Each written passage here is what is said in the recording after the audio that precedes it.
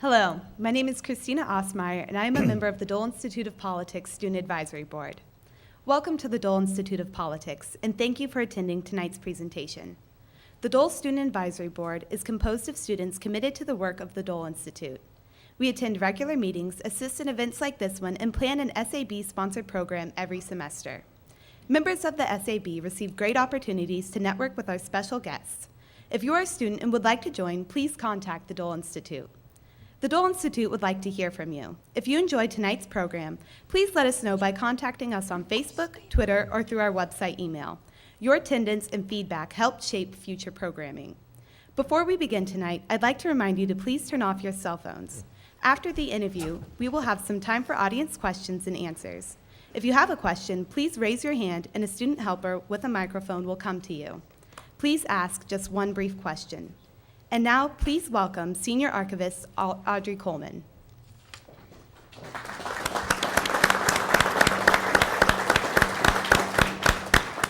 Thanks, Christina. Good evening, everyone. It's great to be here with you. As Christina mentioned, I'm Audrey Coleman. I'm the Senior Archivist at the Dole Institute of Politics, and I'm so thrilled to be speaking to you tonight on this occasion, the first installment of the 10th Anniversary Series during this commemorative 10th anniversary year. This evening, I'm representing not only the Dole Institute, but also the Robert J. Dole Archive and Special Collections Department. I'd like to call your attention to a new feature in our Visitors Hall, adjacent to the World War II Veterans Kiosk in the Darby Gallery as you enter the Institute. This new interactive touchscreen exhibit, the Dole Institute, the first 10 years, was produced by the Dole Archives under the coordination of digital archivist Aaron Wolf. The touchable timeline features more than 900 photographs of over 400 Dole Institute events, from our groundbreaking through the Senator's 90th birthday party this past summer on July 22nd. If you're curious who has given a Dole lecture or has received the Dole Leadership Prize, to see past presidential lecture series topics, or learn more about our Dole Fellows, Youth Civic Leadership Institutes, or our annual Veterans Salutes, this is the place. This exhibit represents a crucial first step towards enhancing the exhibit experience in Darby and Hanson Halls. As we begin our next 10 years, we look forward to utilizing new technology to create a 21st century environment for learning and entertaining in the gallery space here at the Dole Institute. Take some time tonight, or visit again, to join us in reliving and celebrating the programming highlights of our first 10 years. Here's to many decades more. And now it's my privilege to introduce Dole Institute Associate Director, Barbara Ballard.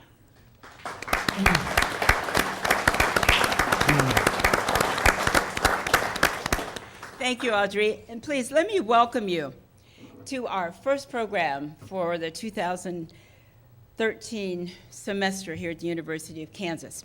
As you know, we're going to talk tonight about, can we fix the deficit? We all know what a deficit is. We all know how do we handle a deficit in our households. We also know how we handle a deficit in our organizations, but then how we handle the deficit in the United States of America. We have two experts here with us this evening. Tom Tauke. He's a six-term U.S. Congressman, and he represented our 2nd District from 79 to 1991, and entering as one of the youngest members of Congress. And during his congressional service, he was a member of the Telecommunications Subcommittee, and he also served on the Energy and Commerce, Education, and Labor and Small Business Committees as well. He was also on the Select Committee on Aging. Since leaving public office in '91, he has continued to establish himself as a leading voice in public advocacy in the U.S. telecommunications industry. He is now the Executive Vice President, Public Affairs, Policy, and Communications for Verizon. He is the past chairman of the U.S. Telecommunications Association. I would also tell you he's been with the U.S. Chamber of Commerce. He sits on that board. He's also on the Committee on Boards of Jobs for Americans Graduates, and we all know how important it is. When you're at a university and we're graduating all of our seniors, we want them to find jobs. And even in some areas where jobs may be limited, we work hard to make sure that our students can find jobs, and they do so through their individual departments. And prior to entering the House, he served as a lawyer and a two-term member of the Iowa House of Representatives from 1975 to 1979.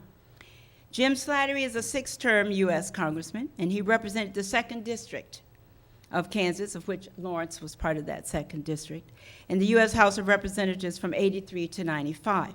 He served on the House Budget Committee for 6 years. He also served on the House Veterans Affairs Committee and the House Energy and Commerce Committees for his entire 12-year tenure in Congress. Slattery travels regularly to the Middle East to encourage interfaith dialogue and reconciliation. In 1995, Slattery was appointed chairman of the National Childhood Disability Commission, and he has served on the International Election Monitor in Iraq, Ukraine, and Nicaragua. Prior to entering the House, he served as a laureate and a member of the Kansas House of Representatives from 1972 and 1978. As you can see, they have state expertise, they have federal expertise. When you're dealing with the budget, you've got to know what states need in order to survive, in order to meet the needs of their people in their state. Once you know that, then you know what role the federal government plays in appropriating funds so that your state can be well taken care of and your constituents can be served. That's important, and that doesn't always happen. So I'm hoping this evening you will hear, can we fix the deficit? And I think all of us would say, yes, we want to fix the deficit. We also want to provide the services that the people in the United States need, and we want to do it in such a way that we can fix the deficit, but not provide the resources that the people of our nation needs. With this, I turn this program over to Bill Lacey, director of the Dole Institute, and you will have your opportunity to ask questions. May we welcome our guests this evening.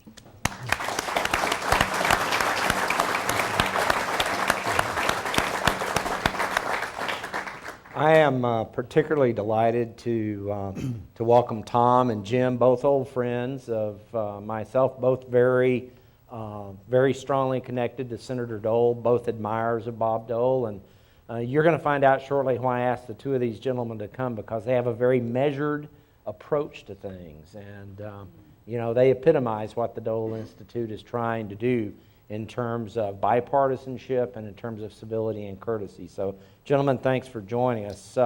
Let's start with a little bit of personal background, education, a little bit about your service in Congress. And let's start with you, Tom. Well, thank you very much, Bill. I first should note that in July I retired from Verizon. Otherwise, when you said turn off the cell phones, I would have been up objecting.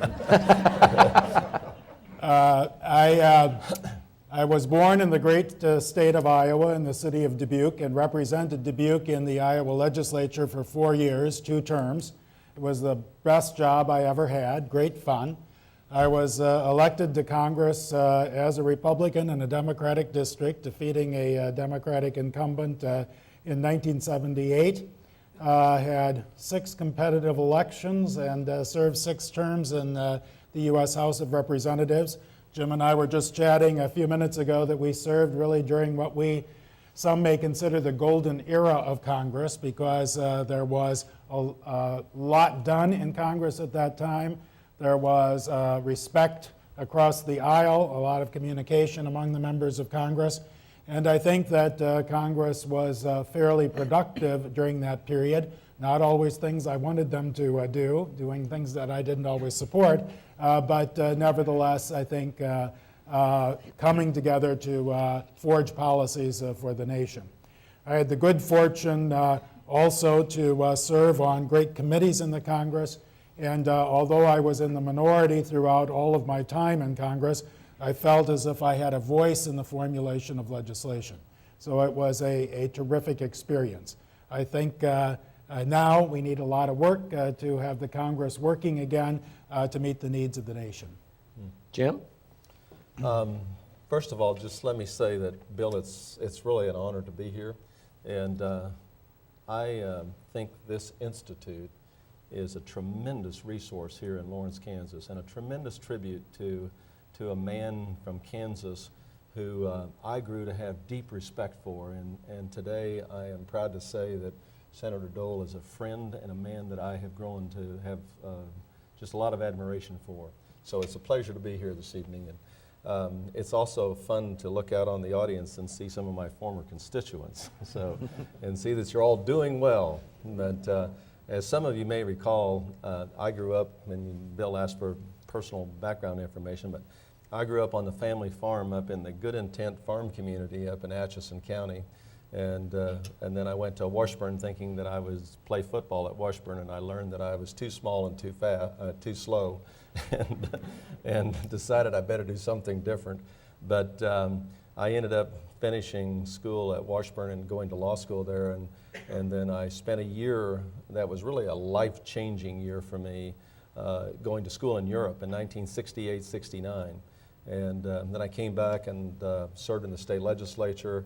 I founded a real estate business in Topeka and had a lot of fun in the private sector, really between my time in the state legislature and my time when I ran for Congress. So I was first elected to Congress in 1982 and served until 1995, and I was actually exhausted. I didn't realize how tired I was, because we would go back every other weekend to Kansas, and then during the summer we would live here, and I would commute weekly to Washington. And we had 2 small sons at the time, and I'd give 10 speeches a weekend when I was out here covering all the counties and stuff that I had to represent. But it was the greatest honor of my life. I look back on that time, as Tom does, and realizing that we were really blessed by the people that we represented, that placed the trust and confidence in us that they did.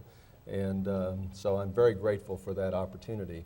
And I'm very optimistic also, as I sit here this evening, about where this country is going if we can get some active public participation in some of these very difficult debates like the deficit. We'll find our way through this, and I'm looking forward to chatting with you all about that. Okay, let's start with a basic question, and both of you, if you would, please answer it. How serious a problem are these growing deficits? Well, I ran for Congress in 1982, and the passion that really drove me was I was in the real estate business, and interest rates were putting me out of business because they were 15%, if you remember, in 1981, 82, and they were really forcing me out of business. And I was convinced that the deficits at that time were about $250 billion, and the largest deficit prior to then was about 75 the last year that President Carter was president. So my concern for fiscal policy really motivated me to run for Congress. I happen to believe very strongly that what we are doing with our nation's fiscal policy today is nothing short of a threat to the future of our republic. And I think that when you look at the burden that we're putting on our children and grandchildren to, in effect, pay our debts, I mean, that's really what we're talking about with this federal deficit and this enormous debt burden. It's going to diminish their quality of life. It's going to, I think, retard our economic growth. And I think that to the extent that our debt is owned by foreigners, at some point in time, it could also present a very serious threat to our national freedom, if you will. So I'm a true deficit hawk, and I have been my entire political career. And I see this as a very serious problem. One of the reasons I'm here this evening, frankly, is because I want to do what we can, and Tom feels I know it equally strongly, to try and educate people that it's time for the people of this country to really stand up, sound off, communicate with your elected representatives and tell them to fix this problem, find a solution, compromise, do what we've always done in this country to get something done, and solve the problem. And don't come home until you do. And it's not hard, okay? I think I'd start by quoting President Obama's Secretary of Defense, Leon Panetta. And Leon Panetta, when testifying before Congress, said the greatest threat to the national security of the United States is the federal debt. Now, that's pretty remarkable coming from a defense secretary. But I think it's true. A number of us, former members of Congress, have joined together to try to work on this issue, and we called it initially an effort to save the republic, because we believe that the spending and the deficit problems are on a track to destroy the nation if not addressed. And I don't think that's overstating the case. We talk about a $17 trillion debt, national debt, but that is just the tip of the iceberg. The real problem is that we have huge amounts of unfunded liabilities. Now, those of you who are in business know that if you promise a pension to a worker, you have to count that as an obligation or a debt on your balance sheet. At the federal level, we don't have that kind of accounting. We follow the rule that what comes in one day and goes out that day is all you count. In other words, what you spend now is all that's counted, and what you borrow is all that's counted. You don't count as a liability any of the promises you have made. So as a result, we have promises that are at a minimum of $50 to $60 trillion, and many estimate at well over $100 trillion. So we talk about a debt that is 72% of gross domestic product, or the total economy of the country. And some economists say, well, if we get to 100%, or we get to 150%, or even 200%, then that's when it really becomes a crisis. Well, if you look at the federal debt, state and local debt, the unfunded liabilities, we're far beyond that. So this is a real problem that needs to be understood and to be addressed. I'd put it in more simple terms. If you take in $2 and you spend $3, and you keep doing that, you can't go on too long. That's what we've been doing at the federal level for quite a while. But it's not just that we take in $2 and spend $3, we promise another 1 or 2 beyond that to people down the road. So this is the problem that we face. This is why we need to correct it. Now, ending on an optimistic note. It is a huge problem, but it is a correctable problem. And if you take small steps now, relatively small steps now, you can address this issue for the future. But the longer you wait, the more the interest piles up, the bigger the problem. It's just like a credit card. If you pay the interest, if you pay your monthly payments, make your monthly payments, you don't get caught with interest. But if you let that thing start accumulating and the interest keeps jacking up, it's really hard to ever catch up. That's the danger that we face, that we won't be able to catch up. There's one final, I said final a moment ago, but we've been living in this era of very low interest rates, which has somewhat masked the problem. But the interest rates are not going to stay at 2% or 2.5% or 3% over the long haul. That just isn't going to happen. And so when you think about the interest rate doubling, let's say, which would just take it back to historic levels for the government, that has big impact on the interest payments, which robs everything else out of the budget. So the bottom line is, now is the time to address the issue. Putting it off, or as some say, kicking the can down the road, it just, that is going to cause us real problems for the future. This afternoon, we had a deficit workshop, and we had about 30 or 35 people attending. It was run by, and I'm going to ask, we have 3 gentlemen with us tonight, 2 from the Concord Coalition, 1 from Fix the Debt. Gentlemen, will you stand up so we can give you a University of Kansas welcome? Yeah.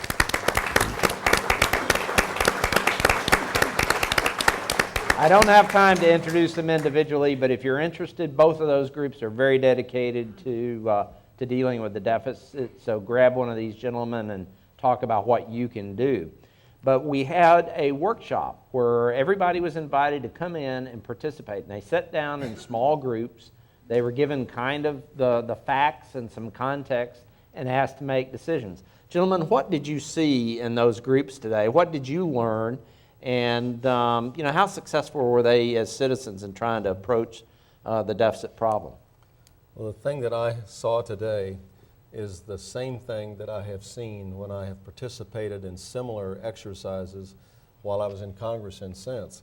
And that is that when people are presented with the real facts, real information, people have a tremendous capacity, I think, to exercise good judgment. So I'm very Jeffersonian in my respect for the people and in their ability to make good judgments. So what we saw today was when folks started working through this exercise and realizing that we're not going to balance our budget by eliminating foreign aid, and we're not going to eliminate our budget by doing some tweaks, and when they understood that the big drivers in our budget are Social Security, Medicare, and Medicaid, okay, then they said, oh my goodness, now let's figure out what we can do to get these programs under control.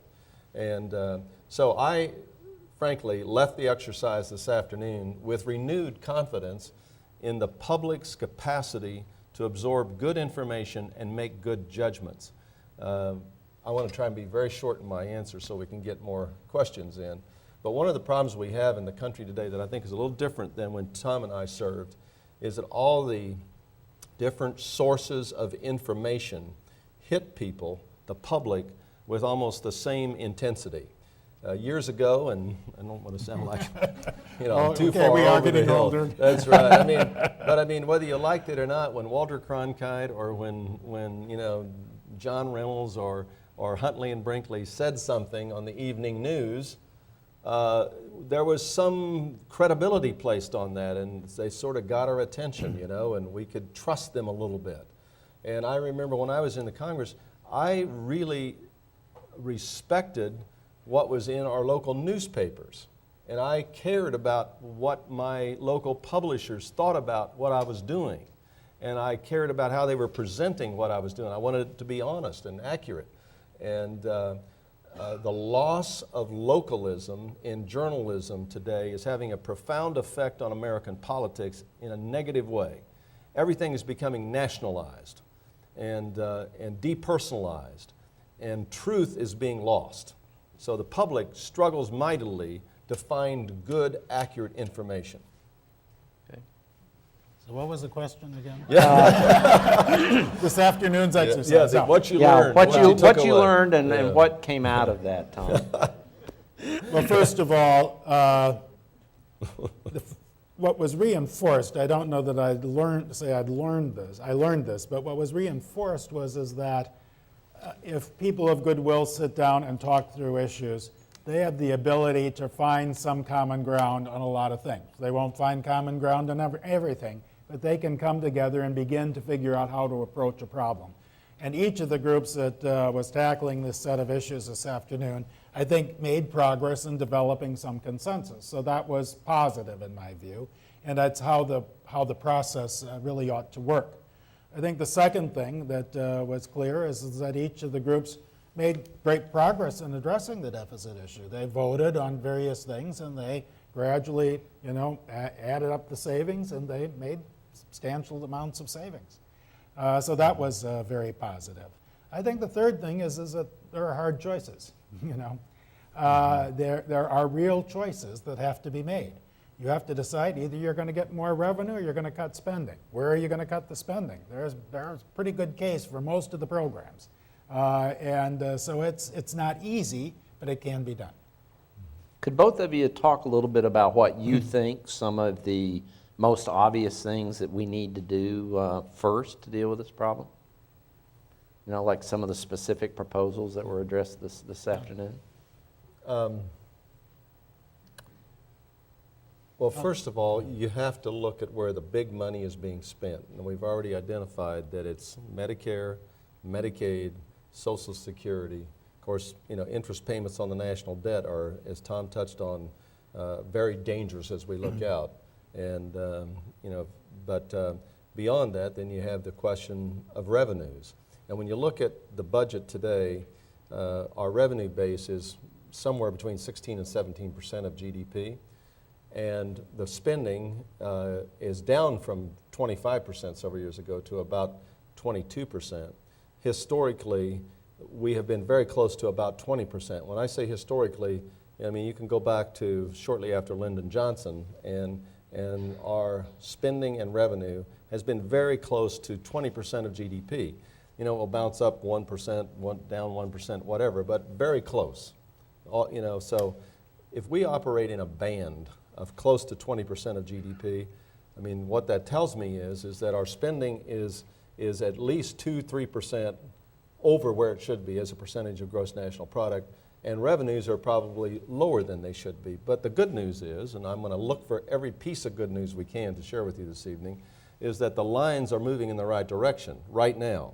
And that is in large part due to the recovering economy, albeit slower than we would like to see. But as the economy recovers, revenues come in faster and spending drops because everything from food stamps to the different unemployment insurance benefits, all this stuff drops as the economy improves and the unemployment rate drops. So this year, our deficit is going to be in the $650 billion range, down from $1.23 trillion just a year or two ago. So the direction is good, but now it looks like it's going to be leveling off. So we're going to have to deal with Social Security and Medicare, and there's many different options we can get into to talk about how you do that. And I think we're going to ultimately have to find some kind of additional revenue in the context of what's being called tax reform, and we can get into that in greater detail too if you'd like to. Well, interestingly, if I had answered first, I would have started with the exact same point that Jim just made, that revenues are right now below the historical level at the federal level, and spending is above the historic level. So my view is that you need a little bit on the income side, and you need to cut the spending. Now, this gets me into trouble with some of my Republican friends, but I think that we need to recognize that the demographics of the nation have changed. So we're not in a period like we were when I was in Congress, where you had 3 or 4 workers for every retiree or person outside the workforce, retired from the workforce. Now we have that number of workers per retiree dropping. It's just a change in demographics. The demographics may change sometime in the future. The demographics are driving a lot of this challenge that we face 10 years, 20 years from now as baby boomers retire and age and become receive more benefits for health care as well as pensions and retirement funds. Under those circumstances, it seems to me that we probably have to look at a revenue target over the next 10 years or 20 years that is a little higher than what we have had historically. But I think that's just driven by the demographics that we are dealing with and the fact that we haven't pre-funded these programs. We instead have programs for senior citizens that are not funded. So I think we've got to have a little higher target for revenue, and then you have to hold down on the spending side. But the big thing, as Jim indicated, is you need growth. One of our fundamental problems is that we aren't seeing growth in the economy.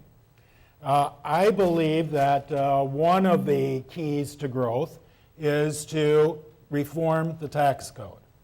I think there is agreement almost across the board in Congress that the tax code is a mess, that it is a drag on the economy, that if you reform the tax code, it would improve the business climate in the country, it would improve incentives and prevent a lot for incentives for savings and other things, and it would prevent a lot of waste and just waste of time filling out the forms, huge government expense in trying to enforce the tax code and so on.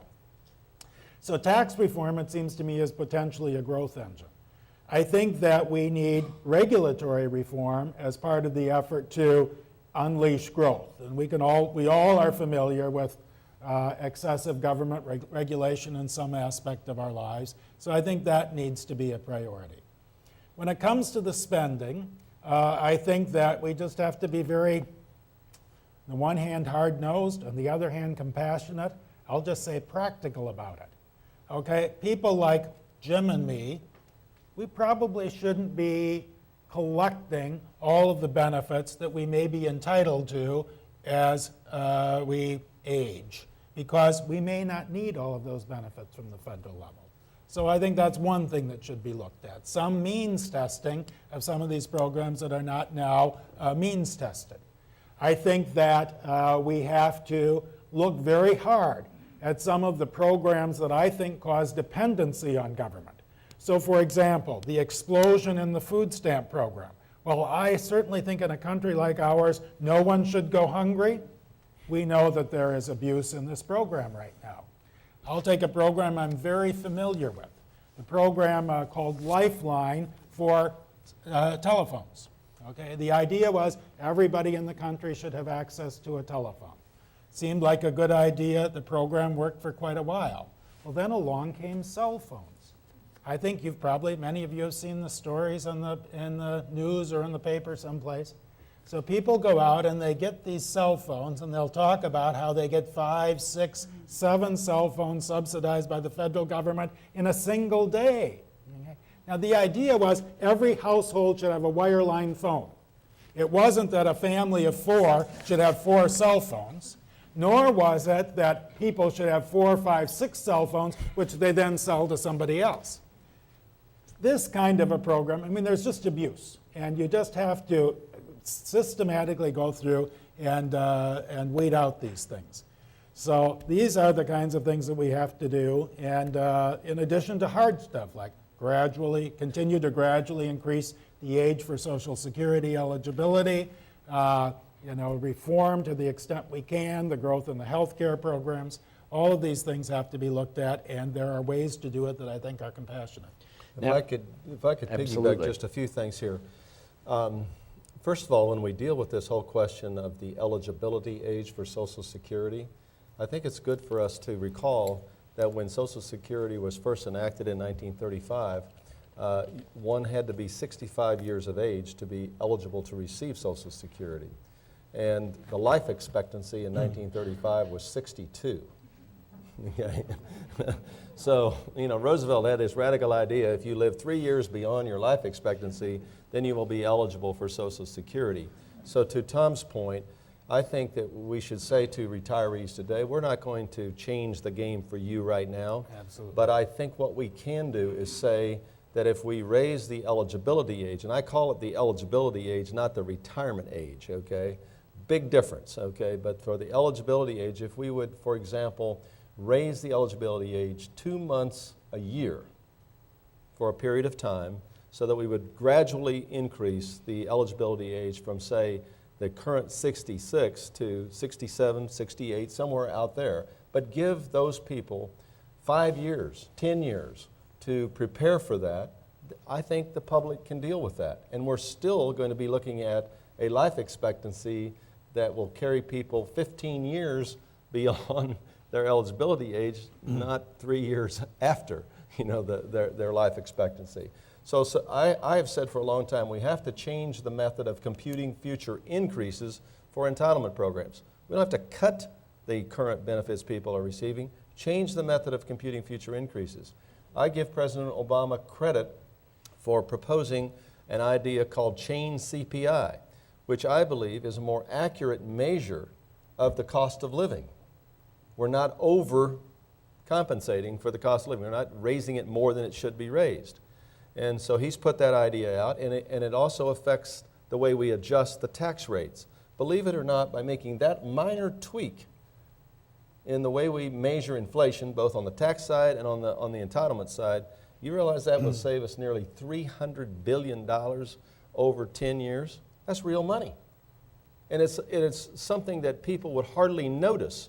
But politicians are terrified of doing this because they will be charged immediately with a 30-second ad saying, you voted to cut my Social Security and you voted to raise my taxes. And it scares the dickens out of politicians. They need to hear from you folks. They need to know if they do some bold things and some things that have to be done, that they're not going to get fired. On the health care side, some things I just want to throw out at you just so we get our head around this a little bit. I've seen different figures, but let's, for purpose of discussion, say 50%, 40% of the Medicare dollars are spent in the last year of someone's life. And about 30% is spent in the last 6 months of someone's life. Now, my generation, as Tom has said, this is driven by demographics. We as a society, and I don't want to sound like former Governor Dick Lamb here tonight, but we as a society are going to have to talk about, if we ever want to get healthcare costs under control, we're going to have to talk about how we're going to deal with the end of life, something we're all going to face, and how are we going to manage this? Do we want to spend the last 3 months of our life hooked up to machines when we're 85 years old and have Alzheimer's? And it's costing the taxpayers, $10,000, $20,000 a week? I mean, is that the way we want to go out? And what are we going to do individually to make provision, and make it clear to our family and our loved ones that that's not the way we want to go out? I mean, these are the kind of things we're going to have to deal with if we want to get healthcare costs under control. And when you really look at the drivers, what's going on. And then we also, I think, are going to have to fundamentally restructure the provider payment system. This whole notion that we've relied upon for 50 years of paying providers, doctors and hospitals, based on procedures performed, not on outcomes, has got to be reformed. And I've become a big proponent of what's called managed care. And we can talk about that, but I don't want to get into too many weeds here. But you've talked about specific things. We have come to talk about specific ideas to deal with these problems. And I want to be specific and not talk in general political platitudes. And that was a very good rundown. Let me just add one footnote. When we talk about the eligibility age for Social Security, that's eligibility for a full payment of your full Social Security benefit. So when I was in, I don't think you were there yet. We voted. Were you there for the Social Security vote? I know. We did raise the age. We started the process of raising the age for full eligibility from 65 to 67. Now we said everybody can still retire at 62 and begin to collect Social Security if they want to, but if they want the 100% payment, they have to wait till, now we aren't quite to 67 yet, but we set in motion the process to move to 67. So people can still retire at age 62. We also did a few things to up the minimum benefit so that those who were at the bottom of the economic ladder would not be adversely affected by these things. There are ways to do these things that are compassionate, and but these are the kinds of real hard choices that have to be analyzed. One of the things I'm sitting here looking at all these pictures of Bob Dole, and when I was elected in '82, the first big problem we had to deal with in 1983 was Social Security bankruptcy, basically. Yes. The Social Security fund was defunct. It was out of money. And we were going to face payments to Social Security recipients not being funded in May of 1983.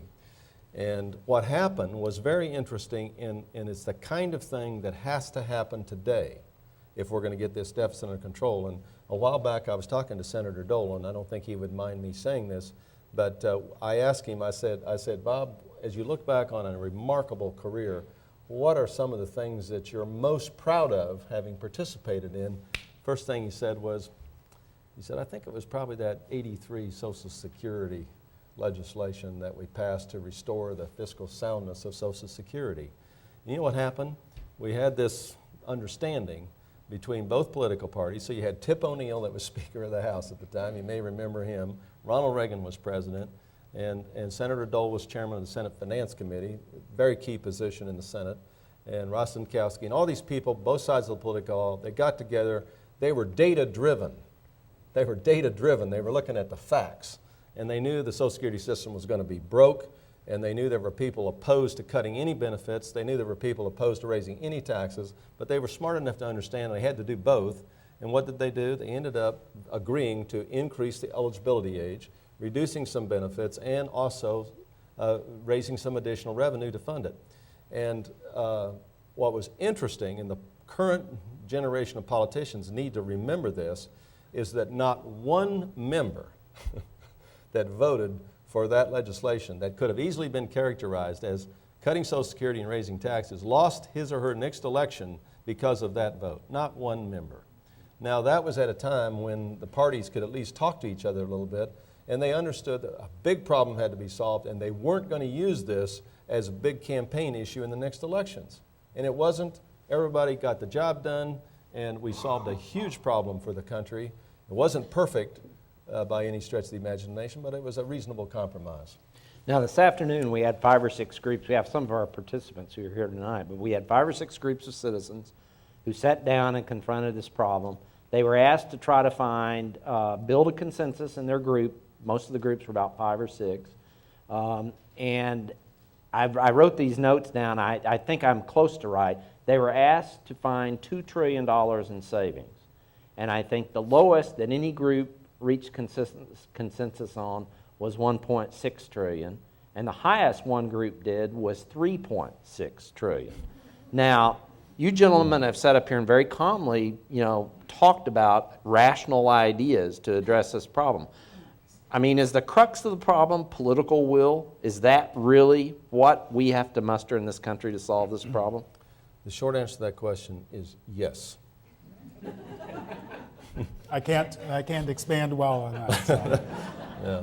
And let me just say that I really do believe so much in this country and so much in our future and what we can do if we have these kind of conversations and we look at the facts and we say, okay, man, we have a problem. What are we going to do to fix it?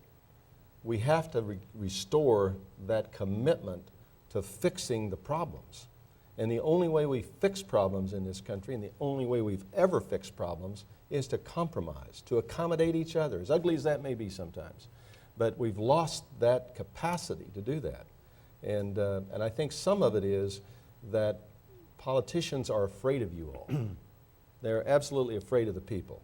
And they're afraid that if they vote to raise a nickel of taxes, the Tea Party is going to come all over them.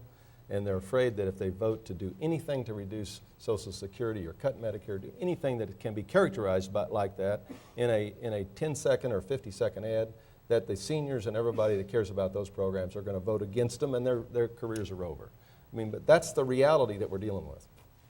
Okay. Gentlemen, was Simpson-Bowles, was that a legitimate bipartisan proposal? And why was it dead on arrival, basically?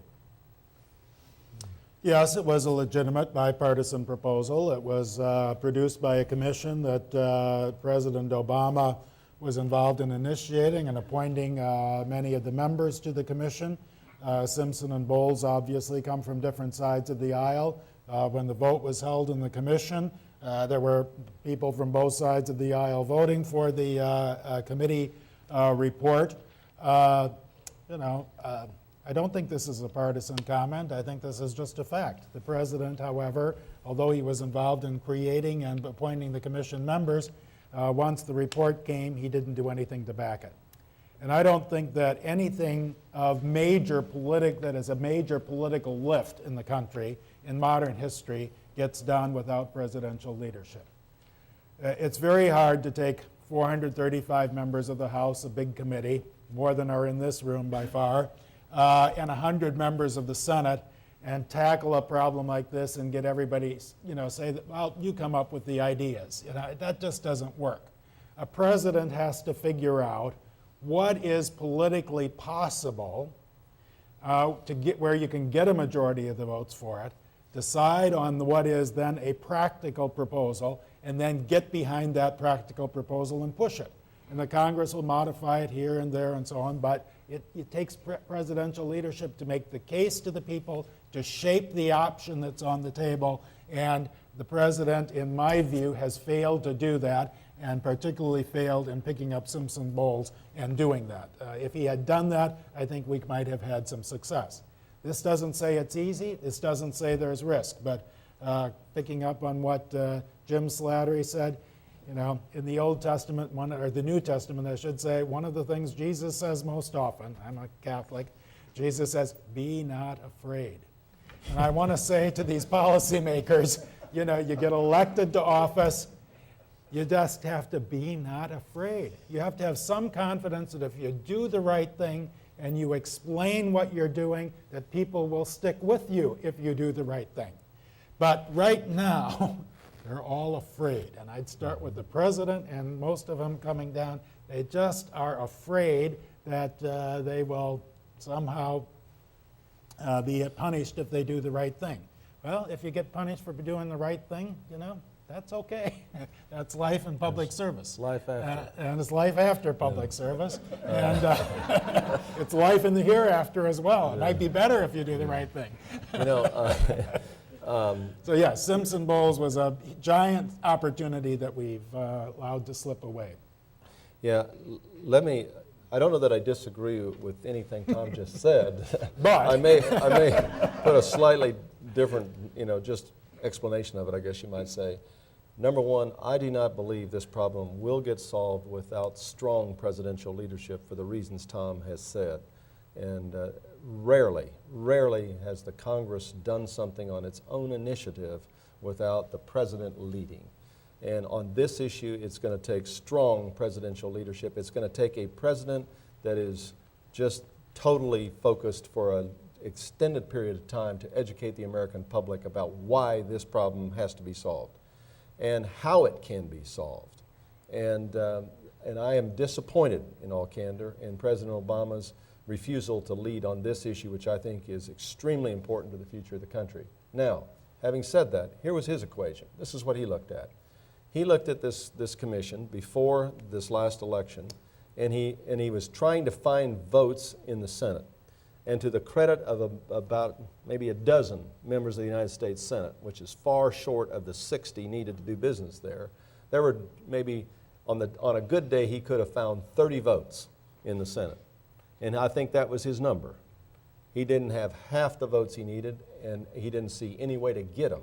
So he was left with this thing, am I going to go on a suicide mission here? Because if I embrace this commission report, I'm going to get hammered by all the opposition for having wanted to raise taxes dramatically and wanting to cut Social Security and entitlements and a lot of other things. He would have lost the election in all probability had he done that.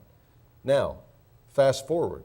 After the election, the president has stepped up, and to his credit, as I've already pointed out, has talked about this change CPI idea, which is a way of making some minor changes, which I think more accurately measure inflation, both on the revenue side and on the entitlement side, and it will save $300 billion. And that's sort of maybe putting your toes in the water a little bit. And he's getting no support for this, even for this small of an idea. So, it's got to be enormously frustrating for the president, too. But that does not excuse the president from leading. And when you're in your second term, and if you're looking for a place in history on the domestic front right now, his place in history is to deal with this problem. And I hope he finds his voice on it sooner rather than later. Okay, I have one final question, then we're going to open it up to Q&A from the audience. But gentlemen, clearly we're not at critical mass to get this issue solved. What's it going to take? Both of you said at different times today that you're optimistic about this. Give us a scenario or some reason to go away tonight feeling that, hey, this is something that could actually happen in some of our lifetimes. Well, first of all, we have done it before, okay? We did it before. We did it in the 1990s. And remember, as recently as 2001, and the older I get, I look back, 10 or 12 years, and it seems like it was just, yesterday. But as recently as 2001, we were actually discussing what it would be like if we paid off the national debt. Do you remember that? 2001, okay? In 2001, we had $250 billion annual surplus that was being applied to the debt. Now, what happened, okay? Now, what happened was we cut taxes significantly, 2001, and what I found was very interesting was 60% of the people in the country in 2001 opposed those tax cuts. And President Bush had to go out and sell them to the American people because the American people were proud of the fact that we were running a surplus and we were paying off our bloody debt, okay? So we cut taxes dramatically. Then, God forbid, we had that horrible 9/11 event, and we were off to the war. So what do we do then? We cut taxes more. Okay, so that war and the wars added $1 trillion plus to our spending side, and taxes probably added who knows how much in terms of lost revenue. It may have been $1 trillion over the 10 years. But the bottom line is, then when we hit the skids economically in 2008, just the bottom fell out of revenues, and spending went through the roof because of all the programs we have in place, the counter-cyclical programs to stimulate the economy when we go into the tank. So then we end up with a $1.2 trillion deficit. And, as we go forward, hopefully we can avoid another war and avoid spending $1 trillion on another war. Okay, so that's something that I'm very optimistic that we have learned some tough lessons, and we're going to be bloody careful about engaging in another war in the Middle East. And we saw that last week. You were prescient on your observations about what the Congress would do on Syria, but there wasn't much stomach for another war in the Middle East. So I'm optimistic about that. Well, there aren't going to be any more tax cuts, I don't believe. There are going to be some ways to raise some modest amount of additional revenue to bump that number from 17, 18% of GDP up to 19 or 20 in that range where it has historically been when we had a balanced budget. And I think there's going to be, continue to be these tough spending caps in place on discretionary spending. And if we can find the will to deal with Social Security, Medicare, and Medicaid, minor changes. CPI, change CPI will help a lot, and we will get this thing headed in the right direction. And then we have to hope, as Thomas pointed out, that we have strong economic growth, and the economy continues to grow. So the combination of growth, a little bit of additional revenue, staying out of a war, and being sensible on these entitlement programs, changing the method of future increases, and we can get the job done again. So that gives me optimism. Well, that's a pretty good rundown of some of the positive things. Here's what I think. I think the U.S.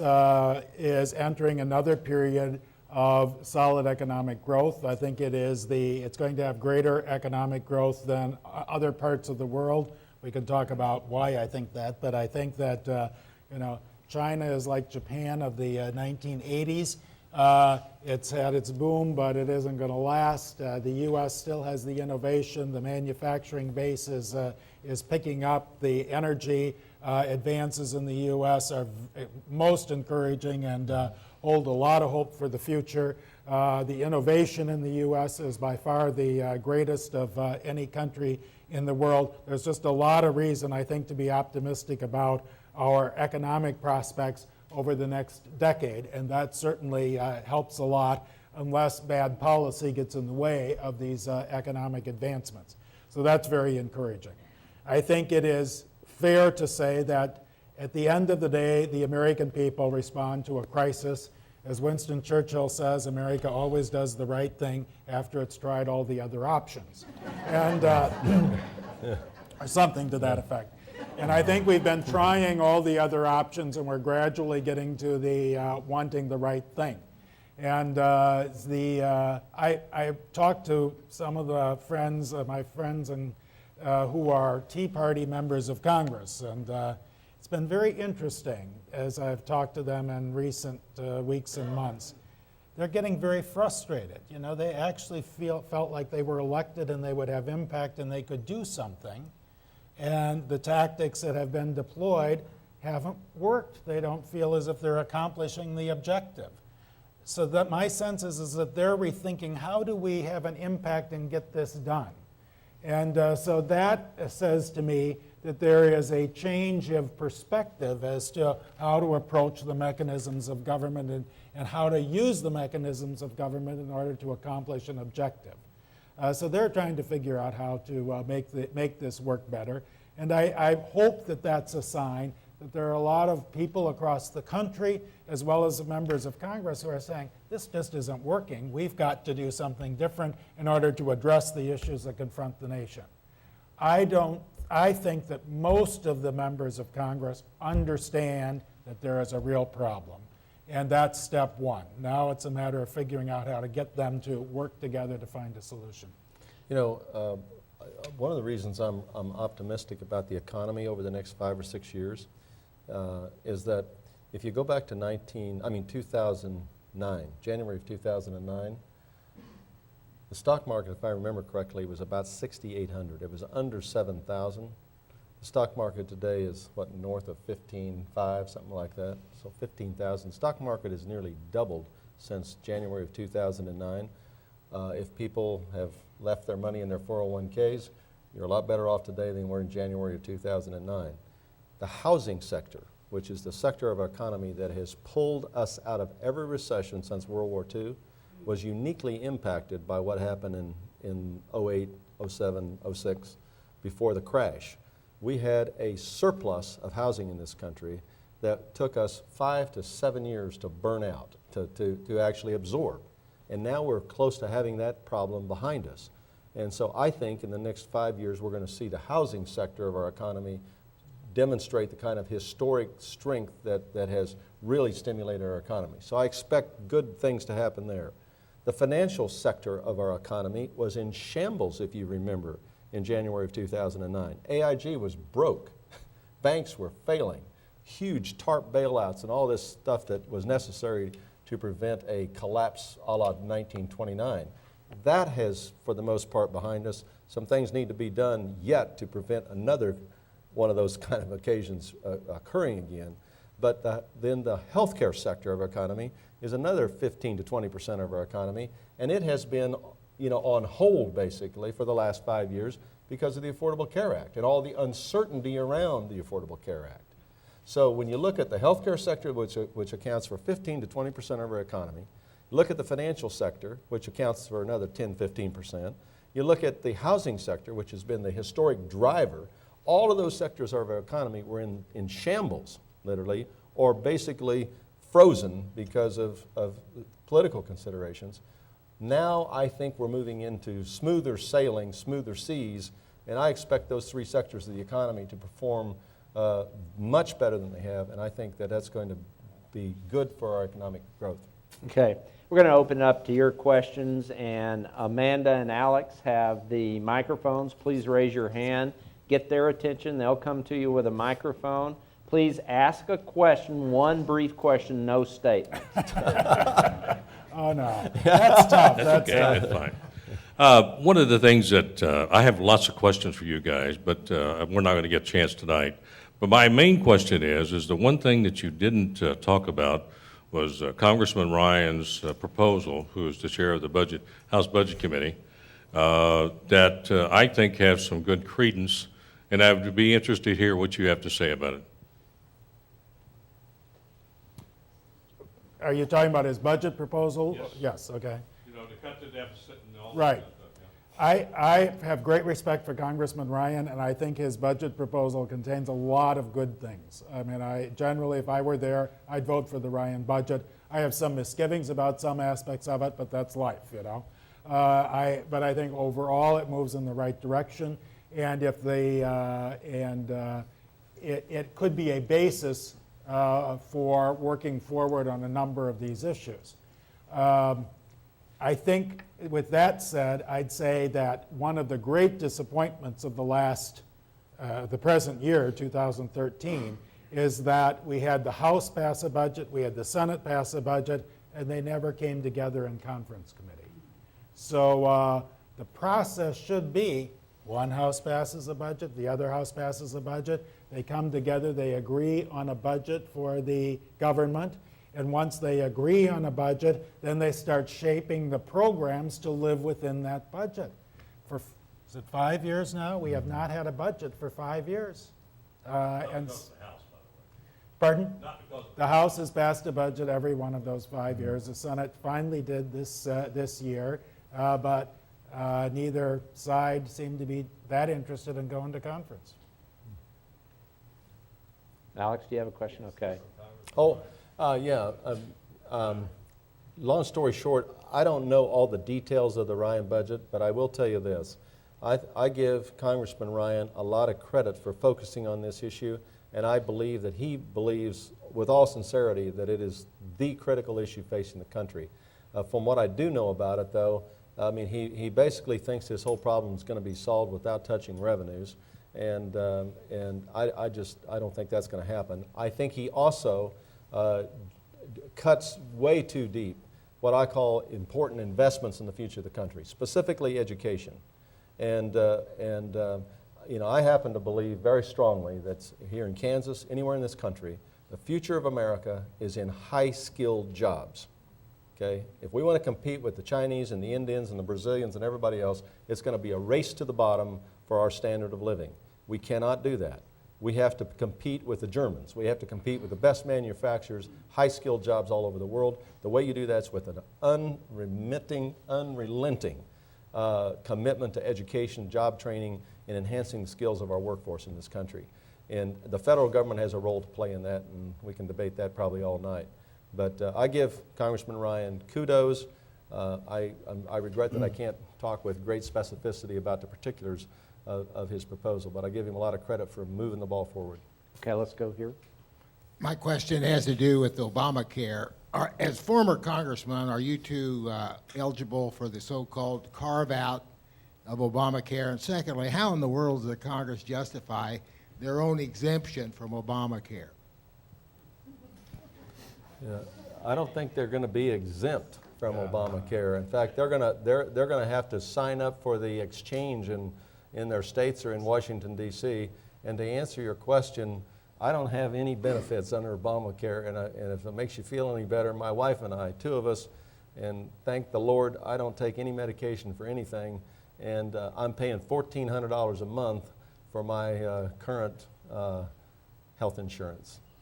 And I'm Medicare eligible, but I haven't gotten a nickel of Medicare either. So that's sort of where I am. I don't know where you are, but that's what I'm paying. Okay. As I understand it, and I'm not sure I'm right on this, but as I understand it, I think Jim is correct that the members of Congress actually have to live under Obamacare. The staff of Congress have been exempted. And this is where the controversy is they've exempted their staff or their employees. Now, why have they done this? Well, in part it's because the staff does a lot of the writing of legislation, I suspect. But I think it's also because the members of Congress don't want their own employees to take the hit that would come with that. But I don't think this is sustainable. I think they're going to have to make their own staff and all of the people on Capitol Hill live with Obamacare. Now, you didn't ask this, but I will add, I think this Obamacare or the Affordable Care Act is not ready for prime time. This is just a question of practicality in government. I will say, personally, I think it's the wrong direction for our health care system. I would much prefer the direction that Congressman Ryan lays out in his budget plan. But setting that aside, assuming for the moment this is the law of the land, you got to figure out how to implement this law and make it work, and I don't think it's ready to be implemented or made work, and it's going into effect October 1, and I have real concerns about what the impact will be. I think it's already had a pretty negative impact. Looking at employers that I know who have cut off benefits to their employees. It's I think, going to be a problem. We'll have to come back and debate health care Another time. But I would disagree with Tom on some things on this. I happen to believe that the Obamacare right now provides a platform from which to debate the healthcare delivery system in this country. And this platform is potentially a better platform than what we had before it was passed. Now, what this means is that we're going to be debating the healthcare delivery system in this country until we're all pushing tulips. Okay? This problem is not going away. And we're going to be debating it literally as long as we're alive. And we can, if the two political parties would ever stop screaming at each other about this and sit down and have a sensible conversation about it, many of the ideas of Obamacare originated with the man we honor here in this building. Okay, a lot of these ideas were in the Dole bill of 1993. Okay, and there are some good things in this law that, when implemented, are going to surprise people, I believe. But there's some things that need to be changed. And if the parties would quit screaming at each other and sit around the table and talk about the things that need to be changed, they can improve this law and make it a better law for the country. Okay. And I agree with that last point. Yes, last summer we played brinksmanship with the federal budget and we lost our our rating value. And now, within a matter of days, we're facing this again. And the rest of the world is watching us, and it's affecting our stock market. And I'm wondering what your views are on this. Very good question. Well, very good question. And my view is very simple. It is the height of irresponsibility to use this debt ceiling vote to put in question our nation's credit rating in the global financial markets. It is nuts. I don't know how much more direct I can be than that. It is the height of irresponsibility. Debate these issues in another way, but when the credit card bill comes due, you have to pay it. And if you spend the bloody money, you have to pay the bills. And that's what you're dealing with this debt ceiling increase. And I just think it's just the nuttiest thing they can do. I hate to be so blunt here, but I think Bob Dole would agree with me. It's totally irresponsible to not raise the debt ceiling. That's my view. With that said, it's also totally wrong to suggest that the debt ceiling has not been the subject of a lot of bargaining and pushing in the past in order to achieve various objectives. So the Washington Post, which is not, I would say, a friend of conservative politics, but the Washington Post did an analysis yesterday. In yesterday's paper, they have this truth thing, and they gave 4 Pinocchios, their biggest lie rating, to Obama's assertion, President Obama's assertion that we've never used the debt ceiling as a tool to make changes in other policies. And they went through the history of votes on the debt ceiling, and I know when I was in Congress, the debt ceiling, somebody, well, if you want me to vote for this, you got to do that. And so this is a time-honored tradition, is the way I'd say it. For the president to suggest that he's not going to negotiate on the subject essentially means that he's taken himself out of the room on a really critical issue, and in my view, that's irresponsible as well. So bottom line is, I hope and pray that nobody is foolish enough to go over the edge here. But what should be happening is that people should be sitting down and saying, okay, you need something, you need something, you need something. Now how do we work through this so we get a majority of the votes to pass this thing? And that's what's missing right now. And that's one of the things that a president can do. A president can pull people together and say, okay, now we're sitting here until we get this resolved. And to say, for him to say, I'm not going to engage, I'm not negotiating, in my view, just as, it's unrealistic. Just unrealistic. What I would like to see them do is I'd like to see them have this kind of a tough debate around the issue of the continuing resolution or the spending bills and the revenue issues, and use that time to, if you want to threaten the shutdown of the government, whatever it is you want to do, but use those pressure points to make your points and reduce the deficit, thereby reducing the need to increase the debt ceiling in the future. And that's what they should be doing, and that's where they should be playing their hardball. Well, that's true. If we passed budgets, if we pass a budget, we wouldn't have this problem. Right. Okay. I mean, because it should be done as part of the budget. Alex? I was wondering if you thought that immigration reform had any impact on the deficit. We have hundreds of thousands of hardworking people in this country who are not on the tax rolls. I'm a strong advocate for immigration reform, and I know that's politically unpopular, but I'm the grandson of immigrants, and I happen to believe very strongly that we need immigration in this country. Let me say that again. We need immigration in this country. Now, why do I say that? If you pull immigration out of the population, we have a declining population in the United States. And if we have a declining population, your Social Security and Medicare is in great jeopardy, okay? Now, I don't know why in the world the politicians don't make that simple point to the American public. Without immigration, your Social Security and Medicare is in jeopardy because we have to have these young workers out here paying taxes, as the gentleman is suggesting, and the way to do that is get them out of the shadows. We have 14 million or 13 million, however many it is, people in this country that are here undocumented. And some people would have us believe we're going to deport all these people. That is the nuttiest thing I've ever heard of, okay? I mean, imagine this. That would be like deporting everybody from North Dakota, South Dakota, Nebraska, Kansas, and Oklahoma, and throw in Wyoming and Montana. Okay, now imagine this. When you hear this discussion about deporting these people because they're here illegally, this is crazy. They're here. We have to deal with that reality. And let's make them legal. Let's go after those people that are violating our laws, and some of them should be deported. But let's welcome these people into our neighborhoods, and let's get them to work. Now, I know that there are a lot of American workers that feel threatened by these immigrant workers here. But you know something? Every generation has dealt with that. When my ancestors came to this country, you know how they ended up in Kansas? When they landed in Boston, there were signs, Irish need not apply. So what they did, they went to Kansas, and they got free land in Kansas. And my great-grandfather ended up being a big landowner, and then his next generation lost it all. Okay? But anyway, you know, let's get real about immigration.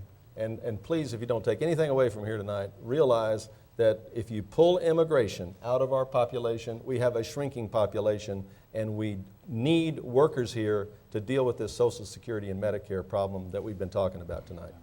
We have to grow the economy, and they're going to help us grow it. I know of no one who thinks the current immigration system is working. So if the current immigration system isn't working, if you accept that proposition, then I guess we need reform. And I support reform, immigration reform, because the current system is really broken. That'd be point one. Point two, I've mentioned demographics several times tonight. I did in my opening comments and since. What is the biggest problem facing Europe? Demographics. They don't have enough young people. What is the biggest problem facing Japan? Demographics. What is the biggest problem facing China over the next 10, 15 years? Demographics. Their one-child policy has caused real distortions. What is the reason that one of the reasons the United States is in better shape than a lot of places is because of demographics. And we have a little higher birth rate than many of these other places. If we want to really solve our problems, have our kids have more children, so we all have more grandchildren to support us in our old age. But in addition, but immigration is certainly part of the key, as Jim just said. So yes, I think immigration reform done properly, and there could be a lot of debate about that, but immigration reform done properly is part of the answer. Okay. We're going to take time for 2 more questions. We've already located those folks. We'll start here at the back. I hear every discussion on the deficit, setting up the triumvirate of Social Security, Medicare, Medicaid. As I recall, I thought that there was a concept that Social Security was to be something of its own fund, and that it really isn't part of the national deficit. I understand they've been raiding the fund and things like that, but is it really proper to link all three as being the torpedo for the boat? That is a very good question and an important question in this debate. And some will argue that there is a trust fund that has been established to take care of Social Security. We pay money into it, and the money's come out to pay the benefits. I understand that argument. I understand the validity of it. The thing I want people to understand, though, is that when we look at all of the activity of the federal government, we have to look at the benefits that the federal government is providing people, whether it's Social Security, Medicare, Medicaid, education, farm payments, whatever, defense of the country. We have to look at these expenditures holistically. And a big part of the money that we spend today is Medicare and Social Security. I think you have to look at it together and be mindful of the tax burden in its totality that we put on the taxpayers today. And you can't ignore the fact that Social Security and withholding taxes for Social Security for probably 50-60% of the taxpayers in this country is their biggest tax burden when the money is going to Washington. It's not federal income tax. And a lot of people don't fully realize this. The biggest money movement to Washington for probably 50% of our workers in this country is for Social Security and Medicare. So you can't ignore that. We have to look at it holistically. We have to be mindful of the tax burden that is associated with paying these entitlement programs like Social Security and Medicare. I said earlier that we have not funded all of these programs. We have unfunded liabilities. So this Social Security is an example. So here's how it works in the private sector. The federal government says to Verizon, the company I just retired from, they would come to us and they would say, okay, you have promised all of this to your current retirees and future retirees. We add up the cost, and you don't have a fund that fully funds that. So if you don't have enough money in that fund to pay for the health benefits and the pension funds that you have promised your current workers and your current retirees, and this is tens of billions of dollars, we think you're a little underfunded, so you have to put more money into that fund. So the federal government has rules it imposes on the private sector to say that when you make the promise, you have to put the money in a separate fund. But the federal government doesn't do that. It's never put money in the Social Security fund to fund the promises that have been made. So we can talk about a trust fund, but there isn't any real money in it. So that is the fundamental problem. So I believe next year, the year after, the disability fund in Social Security is running out of money. Every year, we're paying out more money from the trust fund than is coming into the trust fund. And so while some money was in there for a while, it's sliding down. And so that's the issue. I don't care whether we talk about it as a budget problem, and when you look at the whole budget of the U.S., it's a budget problem, or if you talk about it as an independent fund, it doesn't have money in the fund to pay for the benefits, and the fund is running out of money, and or the chickens are coming home to roost. For the disability part, it's a couple of years down the road. For the main Social Security program, it's a little further down the road. But more money's flowing out than is coming in. I'm going to add a little footnote to what Tom just said. With the Social Security system, your taxes that are paid to pay for your Social Security benefits go into the Social Security Trust Fund. As Tom suggests, there isn't like a pool of money, an account someplace where that money is sitting. The law requires that the money that goes into the Social Security Trust Fund is invested in U.S. government securities. So the money is used to buy bonds, basically, of the U.S. government. Now, historically, those bonds have been paid to the Social Security Trust Fund when they come due, and that's continuing to go on. So the law prohibits that money that goes into the Social Security Trust Fund from being invested in the stock market, for example. It has to be invested in U.S. government securities. And that's the inter-fund borrowing that goes on. Okay, and it's sort of complicated and tricky to talk about, but this notion that somehow the government has, misused the money, that is not accurate, to make a long story short. The money that goes into the Social Security Trust Fund is used to buy U.S. government securities, debt, basically, of the federal government. Rather than the Chinese buying all of it, the Social Security Trust Fund buys some of it. Look at it that way, okay? But that money does get paid back to the Social Security Trust Fund, and the money then goes out to pay the benefits. Okay, I'm sorry, go ahead, But right Tom. now, the government is paying more back, and so the fund is being Depleted. Yeah. So those bonds are being cashed in order to pay Social Security benefits. But the whole idea was that by investing in government securities, the fund was investing in the most conservative investments that were available. And as we just saw, in 08 and 09, there is downside to the stock market on occasion. Okay, if we have time for one last question. Sir, you get the last word tonight. I have a short question. I just wonder why defense spending, which I think makes up about half of the budget, wasn't mentioned as a way to save money, as a source of savings. I may have neglected to point out that if we can avoid another war, we will hopefully be able to see some significant savings there. With sequestration, in fact, in place right now, the defense budget is being squeezed and being squeezed pretty darn seriously. And I think you're going to see some reductions, further reductions, I know you are, in the defense budget. Well, it makes up about half of what we call the discretionary part of the budget nowadays.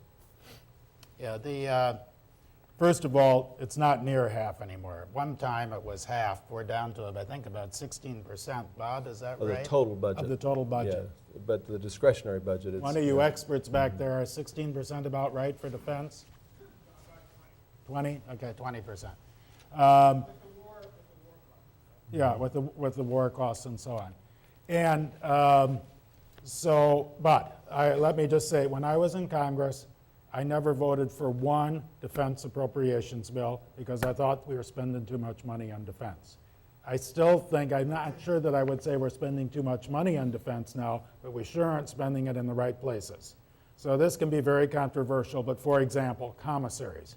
I mean, why in the world are we putting all this money into commissaries on bases so that people can shop at their own grocery store, subsidized grocery store on the base, when there are Walmarts and Targets and Super Values and all these other grocery stores that are right off the base or very near them in so many cases? I mean, this just makes no sense to me.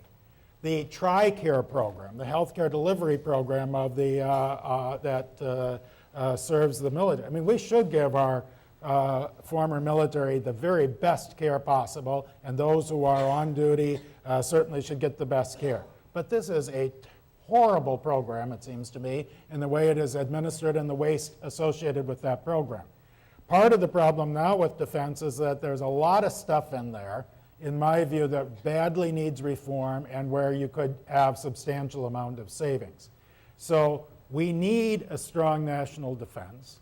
We should avoid war where feasible. We have to be smart and strategic about the way in which we position ourselves in the world. But we do need real reform in the spending in the Department of Defense. And I think recent defense secretaries have all testified in Congress that that is an important thing to do. So I'd say to you, defense, as Jim noted, defense spending is on a downward course. If we keep going on a downward course without reform, we're going to have problems in our national security, in my judgment. We need reform. Jim, Tom, thank you both for coming out tonight. Great to be with you. Really. Yeah. Well, great to be with you. And good job. Such a good job. So smart. Thank you all for coming out tonight. We really appreciate your support. Our next evening program will be October 2nd, where we'll feature a debate on the topic of the death penalty, which is before the legislature in Topeka next year. So please join us. Thank you all for coming out tonight.